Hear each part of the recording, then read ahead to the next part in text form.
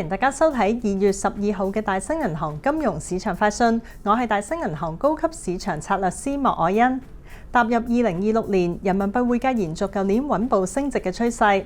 內地官方延續對人民幣調控，致力擴大內需，以及內地外貿持續保持貿易順差，或者將會繼續支持人民幣穩步升值。人民幣對美元中間價自舊年12月明顯持續調強，近月並突破7算嘅心理關口，創2023年5月以嚟最高，向市場釋放穩定偏強嘅信號，或者有助支持人民幣匯價向好。喺今年嚟大幅波動嘅外匯市場中，人民幣嘅波幅明顯較為溫和。另一方面，內地外貿長期處於貿易順差，長遠亦都有助支持人民幣匯價。